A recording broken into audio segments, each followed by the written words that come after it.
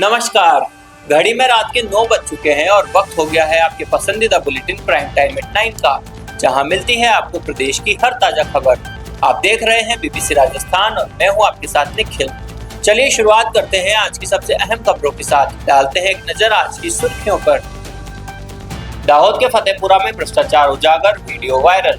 VCE पर जन्म प्रमाण पत्र के लिए 200 रुपए वसूलने का आरोप। क्रबको और कृषि विभाग का संयुक्त समूह चर्चा कार्यक्रम। दाहोद में उर्वरक वितरण और जैविक खेती पर मंथन। सुखसर में गौ माता को राष्ट्रमाता घोषित करने की मांग। गो भक्तों ने तहसीलदार कार्यालय में सौंपा ज्ञापन। नगर निगम के भ्रष्टाचार के खिलाफ कांग्रेस का हल्ला बोल। उदयपुर में सैकड़ों कार्यकर्ताओं ने किया घेराव।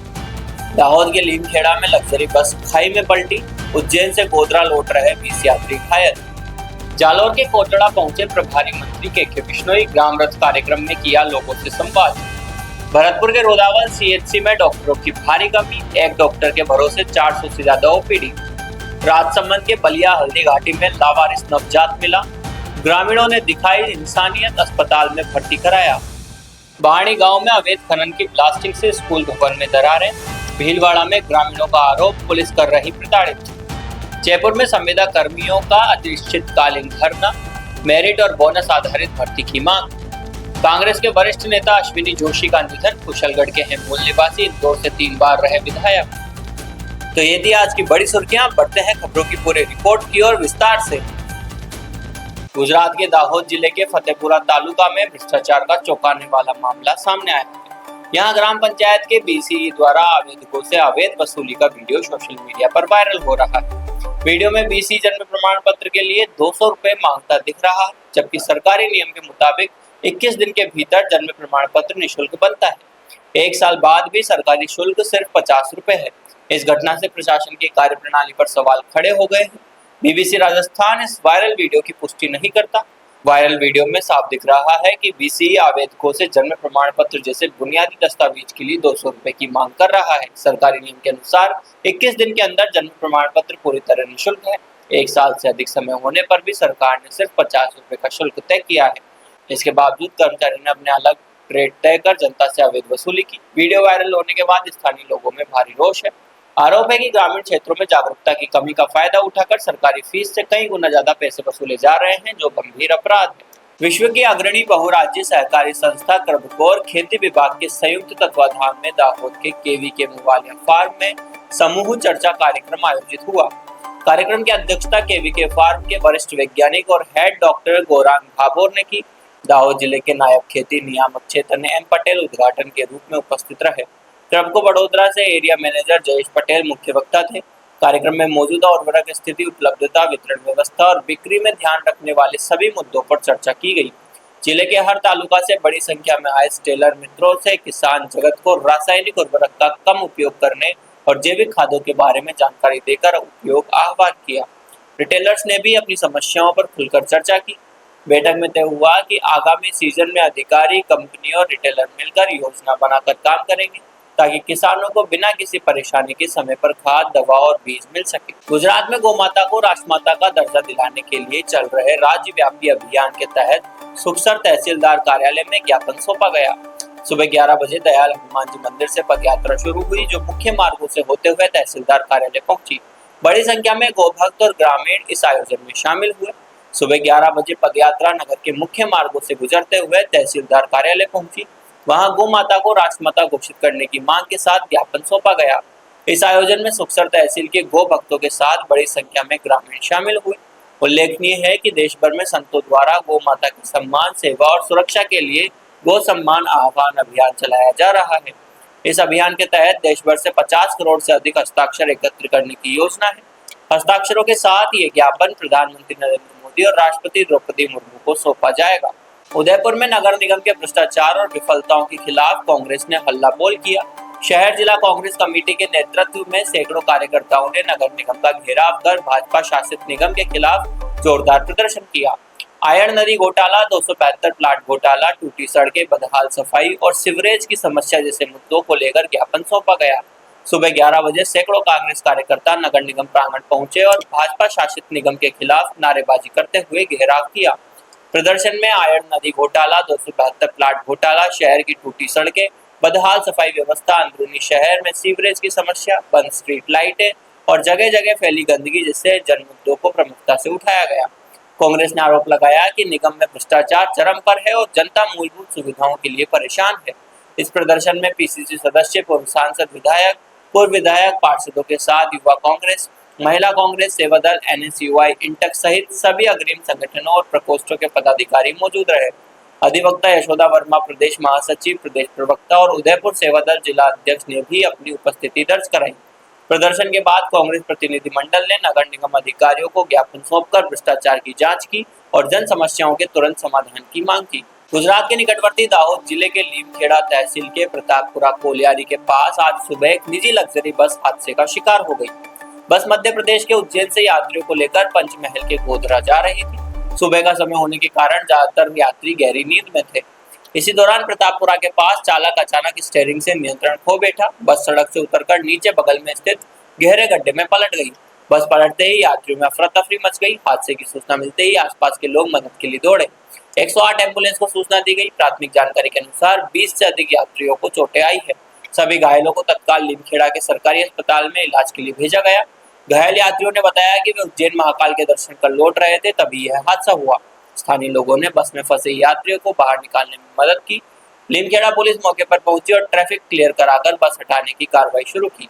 पुलिस ने मामला दर्ज कर जांच शुरू कर दी है कि हादसा ड्राइवर की लापरवाही से हुआ या किसी और कारण से। ड्राइवर और यात्रियों के बयान के आधार पर दुर्घटना का सही कारण जानने के प्रयास किए जा रहे हैं। जालोर जिले के रानीवाड़ा क्षेत्र की कोटड़ा ग्राम पंचायत में गुरुवार को ग्राम रथ कार्यक्रम का आयोजन हुआ।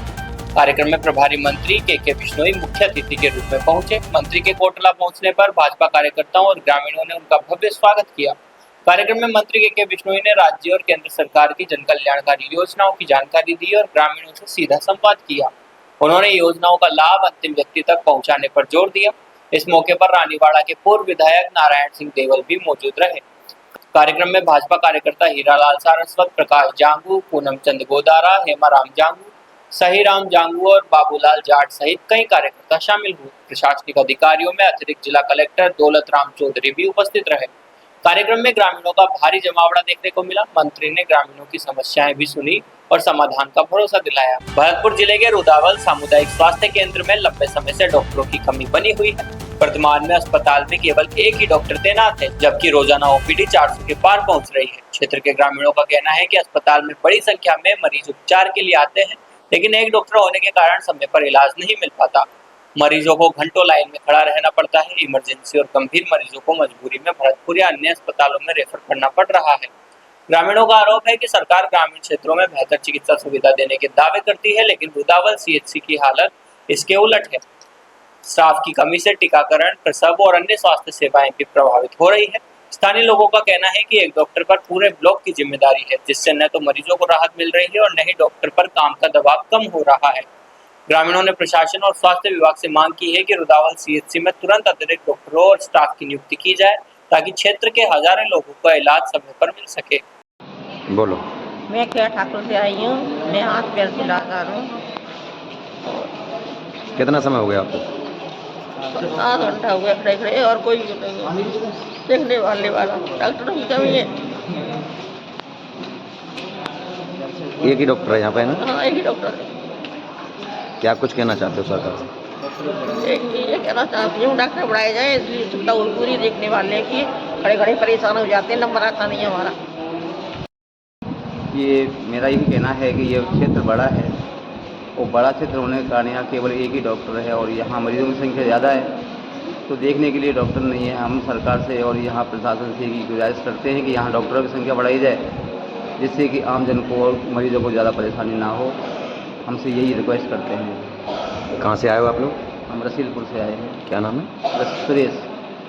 राजसमंद जिले के बलिया हल्दी घाटी में इंसानियत की मिसाल देखने को मिली। हल्दी घाटी होटल के पास एक नवजात शिशु लावारिस हालत में मिला। होटल के संचालक की सूचना पर शैलेश गिरी गोस्वामी, सत्यनारायण श्रीमाली, किशन श्रीमाली, रितेश वैष्णव, शंभू रेवारी समेत अन्य ग्रामीण मौके पर पहुंचे। ग्रामीणों ने मानवता दिखाते हुए बिना देर किए नवजात को नजदीकी अस्पताल रेफर किया। फिलहाल बच्चे का इलाज जारी है और वह डॉक्टरों की देखरेख में सुरक्षित है। घटना की सूचना पुलिस को भी दे दी गई है। पुलिस मामले की जांच कर रही है कि बच्चा यहां कैसे पहुंचा और किसने उसे छोड़ा। ग्रामीणों का कहना है कि बच्चे के मिलने की खबर सुनते ही वे दौड़े चले आए। समय पर अस्पताल पहुंचने से नवजात की जान बच गई। बलिया के ग्रामीणों के इस नेक काम को लेकर क्षेत्र में उनकी सराहना हो रही। भीलवाड़ा के शंभूगढ़ थाना क्षेत्र के बारणी गांव की चारागाह में अवैध खनन से स्कूल भवन को भारी नुकसान पहुंचा है। खनन में हो रही बड़ी ब्लास्टिंग के कारण समीप बने स्कूल भवन में दरारें आ गई। इससे बच्चों में डर का माहौल है। ग्रामीणों का आरोप है कि विरोध करने पर खान संचालक के प्रभाव में शंभूगढ़ थाना पुलिस उन्हें प्रताड़ित करती है। स्थानीय स्तर पर कई बार शिकायत के बाद भी समाधान नहीं होने पर गुरुवार को महिला पुरुष कलेक्ट्रेट पहुंचे। विधायक जब्बर सिंह सांगला के नेतृत्व में ग्रामीणों ने कलेक्टर जसमीत सिंह संधू से मुलाकात की। विधायक ने बताया कि बारणी गांव के खनन के लिए LOI जारी है, लेकिन ग्रामीणों का आरोप है कि माइंस का आवंटन नहीं है और खनन कहीं और हो रहा है। विधायक ने कहा कि नियमानुसार लीज स्वीकृति के 3 साल में खनन शुरू करना जरूरी है। 3 साल में खनन शुरू न करने पर पट्टा स्वतः रद्द होना चाहिए, लेकिन ऐसा नहीं हुआ। अब खान शुरू करने पर विरोध हो रहा है। उन्होंने आरोप लगाया कि ब्लास्टिंग से घरों और स्कूल में दरारें हैं और पहले हुए हंगामे में ग्रामीणों को बेवजह परेशान किया गया।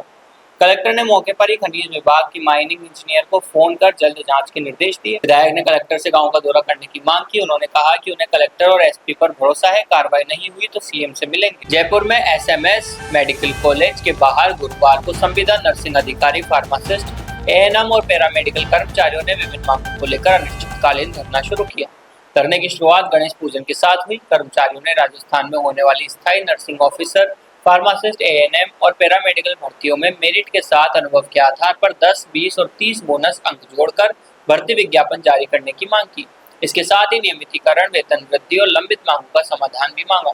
संघर्ष समिति के प्रदेशाध्यक्ष गुड्डी सैनी ने बताया कि चिकित्सा विभाग में हजारों कार्मिक लंबे समय से अस्थायी रूप से अल्प वेतन में सेवाएं दे रहे हैं। कोरोना जैसी कठिन परिस्थितियों में भी इन्होंने मरीजों की सेवा की, लेकिन सरकार उनकी मांगों की अनदेखी कर रही है। उन्होंने कहा कि मेरिट और बोनस आधारित भर्ती की मांग को लेकर लगातार धरना प्रदर्शन हो रहे हैं। भर्ती प्रक्रिया को पूर्व नियमानुसार लागू करवाने के लिए 200 से अधिक विधायक, सांसद, मंत्री और जनप्रतिनिधियों की डिजायर भी मिल चुकी है। इसके बावजूद नियमों में संशोधन का हवाला देकर संविदा कर्मियों के भविष्य के साथ अन्याय किया जा रहा है। धरने में बड़े राज्यों में संविदा कर्मी मौजूद रहे। प्रदर्शनकारियों ने सरकार से जल्द सकारात्मक निर्णय लेकर मांगों का समाधान करने की मांग की है। इंदौर की राजनीति के दिग्गज और कांग्रेस के कद्दावर नेता अश्विनी जोशी का शुक्रवार सुबह निधन हो गया। वे 66 वर्ष के थे। पिछले कुछ समय से अस्वस्थ चल रहे जोशी को सुबह 8 बजे के करीब दिल का दौरा पड़ा। वे कुशलगढ़ के मूल निवासी थे और इंदौर से 3 बार विधायक रहे। पारिवारिक चिकित्सक डॉक्टर अजय पारिक के मुताबिक सुबह 8 बजे के आसपास उन्हें दिल का दौरा पड़ा। परिजन तुरंत शेल्बी हॉस्पिटल लेकर पहुंचे। डॉक्टरों ने ऑक्सीजन बढ़ाने की पूरी कोशिश की, लेकिन हार्ट ने काम करना बंद कर दिया। पारिवारिक सूत्रों के अनुसार जोशी पिछले कुछ समय से सांस लेने में तकलीफ और पैरों की बीमारी से जूझ रहे थे। इलाज जारी था, लेकिन शुक्रवार सुबह तबीयत ज्यादा बिगड़ गई। जोशी इंदौर की राजनीति में जुझारू और बेबाक नेता के रूप में जाने जाते थे। उनके निधन की खबर से शहर के राजनीतिक दलों और सामाजिक संगठनों में शोक छा गया। कांग्रेस, भाजपा नेताओं, पालीवाल समाज, मिनारिया समाज सहित कई नेताओं और कार्यकर्ताओं ने श्रद्धांजलि अर्पित की। परिवार के अनुसार उनका अंतिम संस्कार बेटे के अमेरिका से लौटने के बाद किया जाएगा। तो ये थी आज की बड़ी खबरें। राज्य की हर छोटी बड़ी हलचल को जानने के लिए जुड़िए हमारे साथ हर रात 9 बजे BBC Rajasthan prime time at 9 पर। अगर आप भी अपने क्षेत्र, संस्था, समाज या संगठन की खबरें हमारे साथ साझा करना चाहते हैं तो हमें संपर्क करें 9414102499 पर और राजस्थान की हर ताजा जानकारी के लिए फॉलो करें और सब्सक्राइब करें हमारे Instagram और YouTube चैनल BBC राजस्थान।